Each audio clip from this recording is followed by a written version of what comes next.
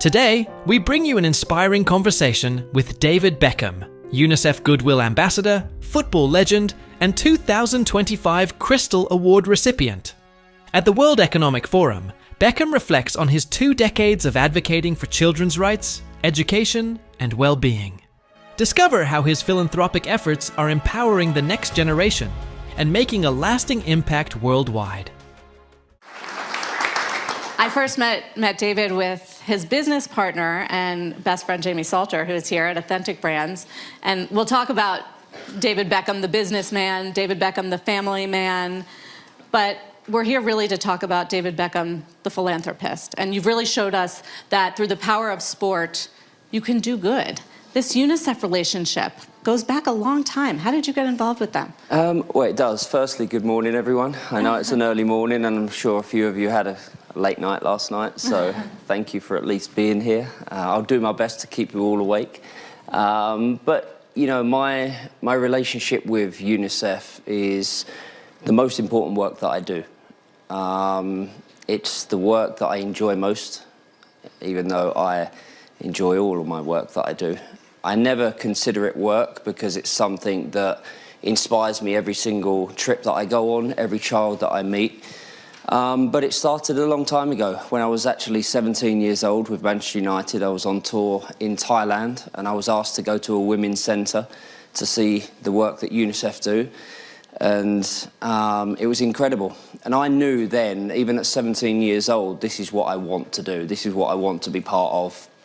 So when I got the call from Kofi Annan to be Goodwill Ambassador, you know, it was quite an emotional moment, because for myself as a footballer from the East End of London, to be able to be part of an organisation like UNICEF that was helping and is helping and always helps young children around the world, you know, I was very privileged with that. So it's been long-standing. I've seen and met some incredible children over that time.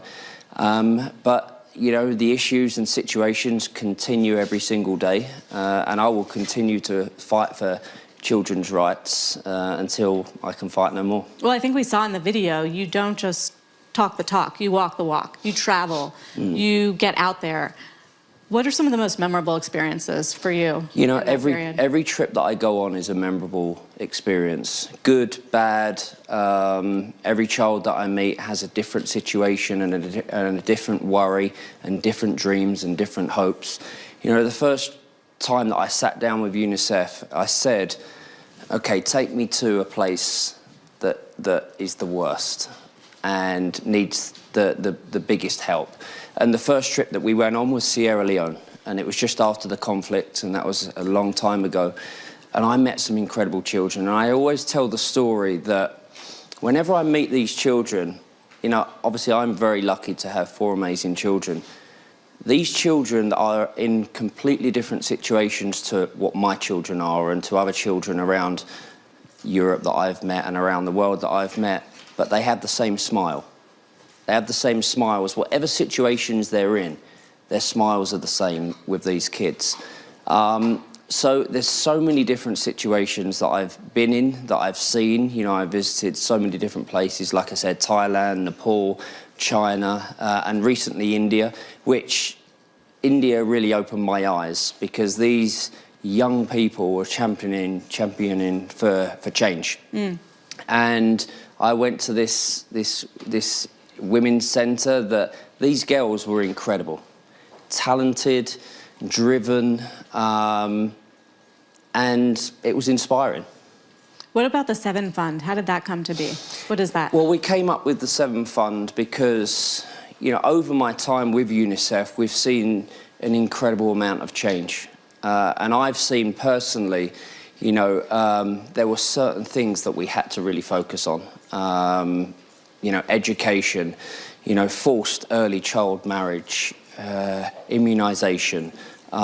So all of these things that we really needed to focus on, and that's why we set up the 7 Fund. So we've been able to help millions of children over that time. It's something that we've been very proud of. But during that time, I also noticed how girls were getting left behind. And that is one thing, obviously having a daughter myself and seeing how girls get left behind, and they don't have, you know, equal access to education and to healthcare, and they are forced into early marriage, which then takes them out of their education. So I wanted to focus the next few years on that, and that's what I'm focusing, you know, on this year. Teenage girls, empowering them, you know, to live to their full potential. They should have the right and the same access as the boys do. You know, I'm not saying that I'm stepping away from helping the boys, but my main focus is the girls, because when you empower a young girl, you know, it uplifts them, it uplifts their family, it uplifts their communities, and that's good for everybody, that's good for the world, and that's one thing that we're focused on. So how much time, you've got a lot going on, so how much time do you spend with UNICEF and on the trips and making sure that these funds go to the right places? Well, you know, it's a daily thing, in all honesty. You know, within the office, it's a daily thing. We're always communicating with UNICEF. We're always communicating with the team that we have. I also always try to do at least 1-2 trips a year, and they're always major trips, and they're always shining a light. And I think that's the one thing that I can do, you know, is shine a light on these situations, and that's one thing that my platform gives. You know, throughout my career, I've been successful on the field, I've been successful with business, but what gives me the platform to help organisations like UNICEF is the fact that I've been successful on the field, and that's what I want to do with the platform that I have. They probably go nuts when you come visit. Well, and that's the amazing thing. You know, I step into these communities and these villages that don't have TV, that don't have radio, and you walk out onto, you know, a soccer field, a football field with a ball, and these kids light up, you know, whether they know me or not. And most of the time they do know me purely because everybody knows of you? Well, not just that. But, you know, whether it's they've heard the name Beckham on the radio, you know, or whether they've seen their father wearing an old Manchester United shirt or an old England shirt, you know, it is great to have that. And it is great to be able to use that for good. Speaking of using it for good, you also participate in the King's Fund. Is that something more recent? What's your relationship Yeah, I there? always get emotional talking about anything that I do with our royal family, because I've always been a huge royalist. I was brought up in a family, in a household that adored and loved everything that came with the royal family. So, you know, over the years, I've done a lot with the Prince of Wales, and I've always been there whenever he's asked me to get involved with things, you know, whether it be veterans, whether it be the London Air Ambulance Service, which we raised funds to get 2 new helicopters for London. You know, these are the things that when I was a kid, I used to see the helicopters going over, and you knew exactly what they were going to do. They were on the way to an emergency. So to be involved in that has always been a yes for me. You know, whenever the Prince of Wales sends me a message and says, I need you to do this or be there, it's always a yes.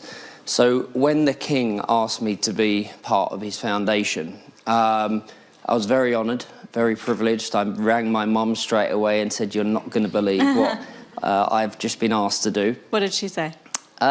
My mum always just bursts into tears, in all honesty, because she's so proud of, obviously, what I've done throughout my career, but she's also proud, and she knows my grandparents would have been proud that I've played such an important role within the royal family and the charities that they have. So to be involved in the King's Foundation, you know, our King is an incredible man. He's an incredible man, but he's not just been an incredible man for the last 5-10 years. He's been an incredible man for decades. You know, the work that he has done to empower young people, you know, the grassroots work, you know, all of that, all of those, you know, sustainable work, all of these things, all of those lost arts that are lost, and he's trying to bring them back. You know, I visited recently. I visited him, and there's a couple of great pictures that I've had of me laughing with him, and you know, Best best friends, apparently. But, you know, we have very similar interests. And Yes, I think... is he really into beekeeping too? Beekeeping, yeah. Who knew? Is that a very popular thing to be into in the UK? Well, I didn't think it would be, but apparently it is. So he's into bees, I'm into bees. He's into the countryside, I'm into the countryside. So, and he's into empowering young people. So, yeah, so I'm very honoured with that role. They don't really go into the philanthropic part in The Crown. So I think many people don't know. Yeah, that yeah. It's a big part of the monarchy. I think, you know, we all watched The Crown. We all learnt a lot from The Crown. You know, Is it accurate? I wouldn't know. I wouldn't know. You know the monarchy. Yeah. Anyway, so what's next on the philanthropic front? I mean, it sounds like you have your hands full on UNICEF, the King's Foundation. Is there anything else you'd like to do to make a difference? To be honest, we want to just continue to empower young people. I think, you know, it's a silly thing to say and an obvious thing to say, but they are our future. And we need to continue to empower, you know, especially young girls, to live to their full potential. And when you give children the tools, when you give them the opportunities, they respond. What about empowering your young people? You're a family guy, 4 kids, they're all very famous. They didn't grow up the way you grew up. No.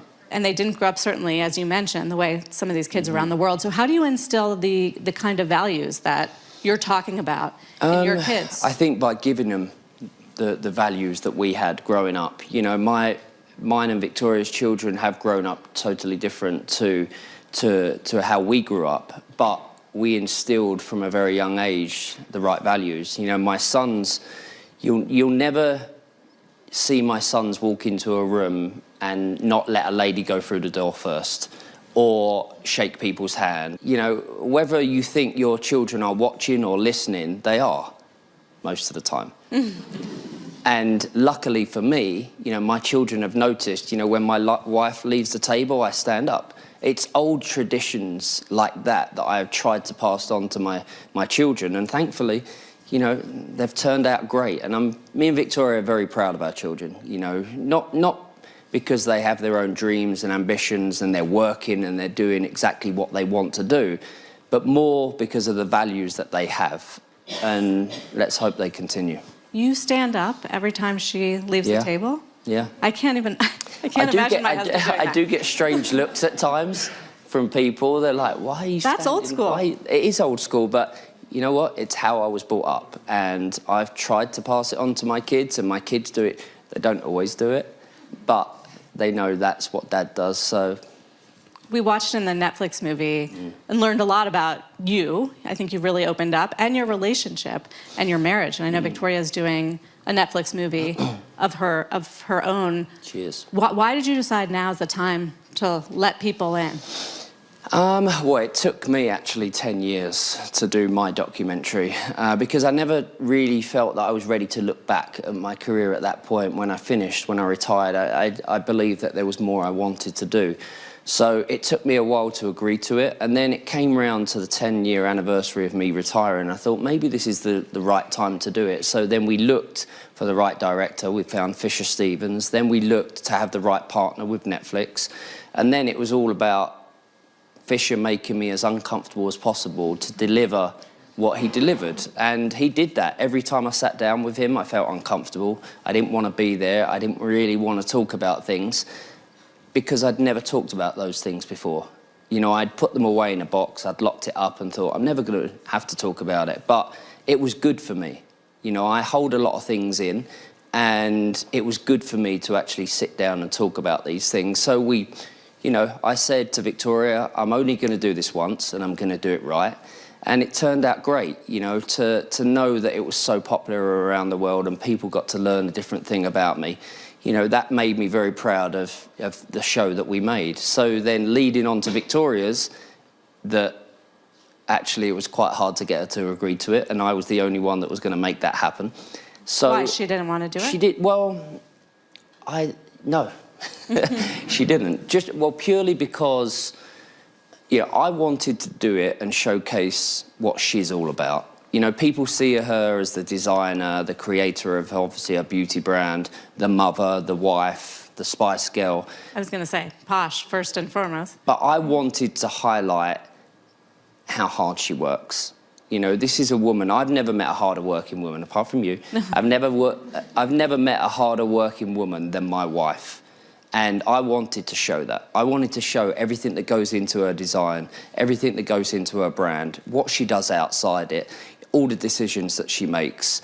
And that's the only way of doing it. So again, we're doing it with Netflix, we're doing it with our production company.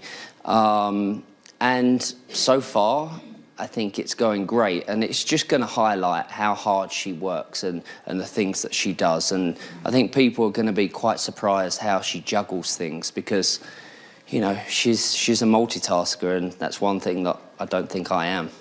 How did your kids react to the documentary? Well, well, none of us had seen it until the premiere. So because I made that conscious decision to give that power to Fisher Stevens, the director, and Netflix and my team. You know, my team had seen clips, but, you know, the edit, I wanted them to have full control, because I think that was important, and it came out in it. So we sat there at the premiere, and I could see one of my sons getting quite emotional, Brooklyn, because he lived through that whole time. You know, he's 25 years old, so he'd lived through every moment of my career and, you know, mine and Victoria's relationship. Then you had Romeo, that was 19 years old, no, that was 20 years old at the time.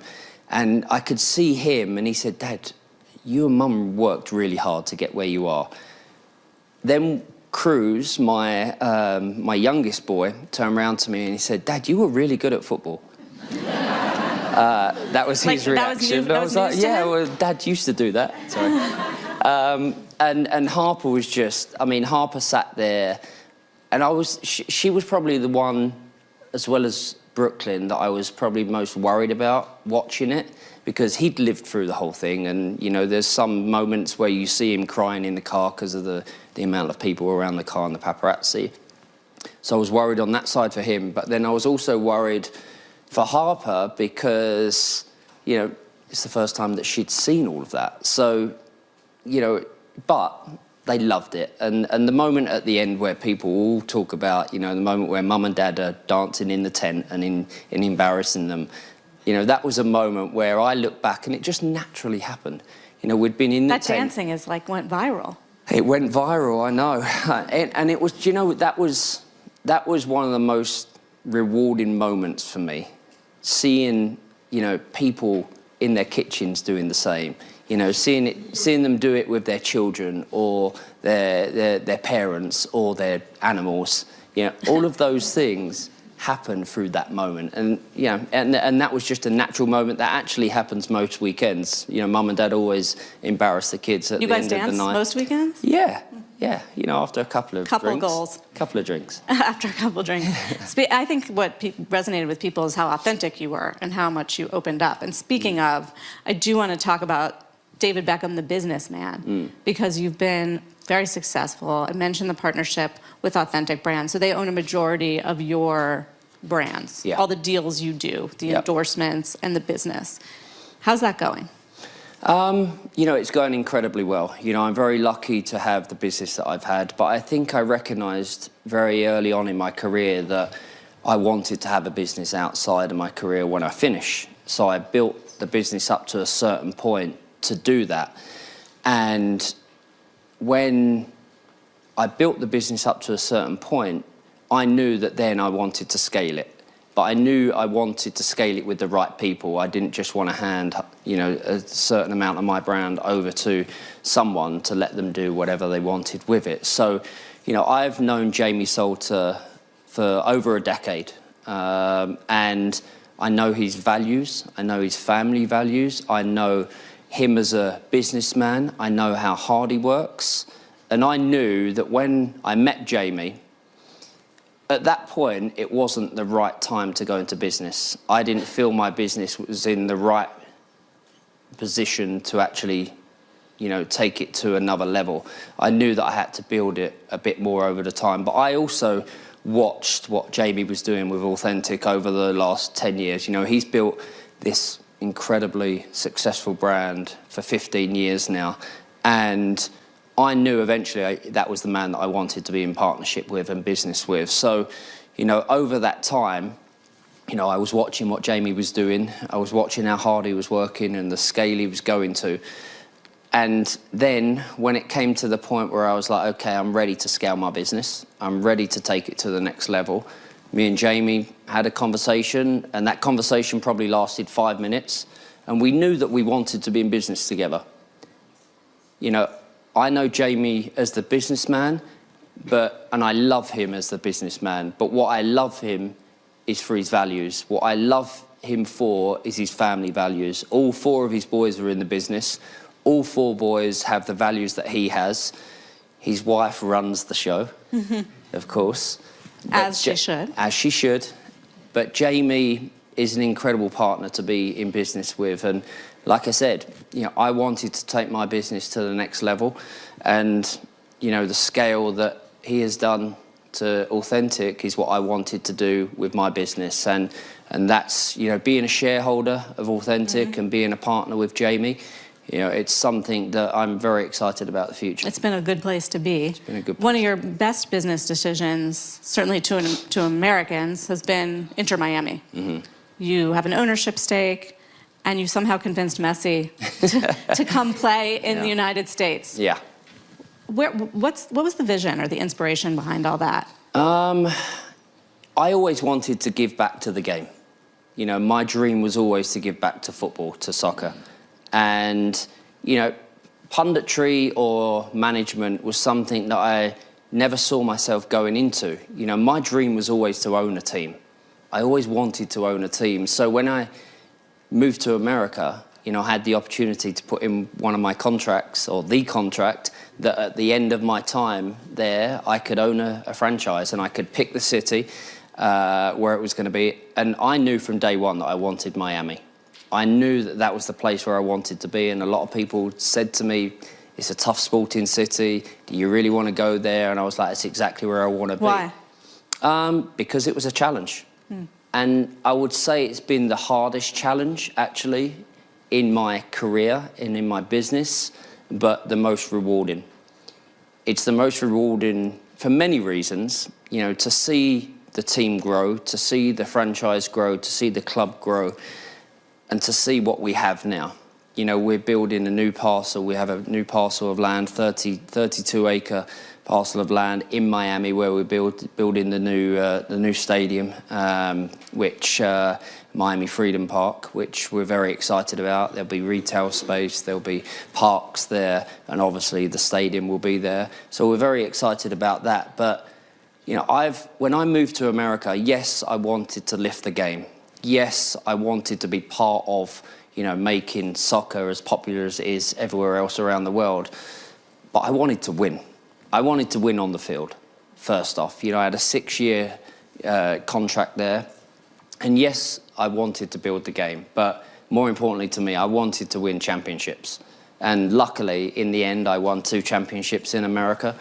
But now, being the owner of a club that has the greatest player to have ever played the game, you know, that's down to people's opinion, but in my opinion, he's the greatest person to have played It's not that controversial. the game. Not anymore. No. So You think MLS can be as popular as I do. Europe? I've always believed in the potential. You know, America is America. Simple as that. It's a powerful country. It's one of the biggest and greatest opportunities of countries. And you believe that. When I moved to America, it's the land of opportunity. I knew that I wanted to live in America at one point and create a business. And to create a business that we've done, and I now sit back in my chair in Miami, in that stadium, and Leo walks onto that pitch, and I'm like, I'm quite proud of that. David, who inspires you? My children, my wife, children that I've met throughout the world, that I've worked with, that I've helped, that UNICEF have helped. You know, every time that I go on one of these trips, every time that I do something for UNICEF, that inspires me. But it's my children and it's my wife that motivates me. Simple as that. You know, like I said, my wife is hardworking. But the reason I continue to work as hard as I do is for my children. And I'm not talking about for their futures, but I want to set the right example. You know, when I retired 12, 13 years ago now from playing, I could have just sat back and enjoyed the moment.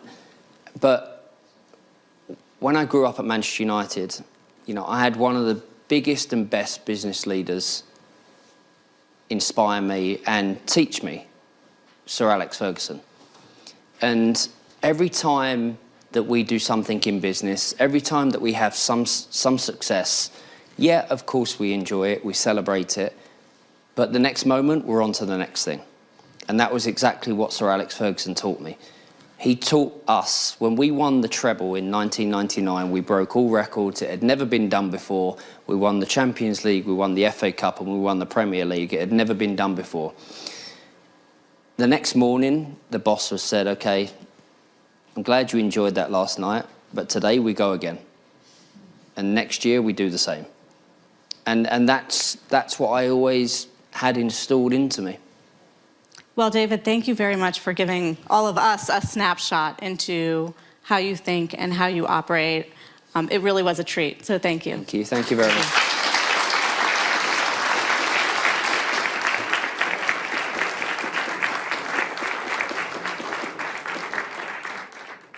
Visit our site, EnglishSpeechChannel.com, for exclusive access to video transcripts, offline audio, English lessons, and private classes. Don't forget to explore our free and new ebooks. Also, subscribe to our weekly newsletter for the latest updates. Links in the description below. Thanks for your support.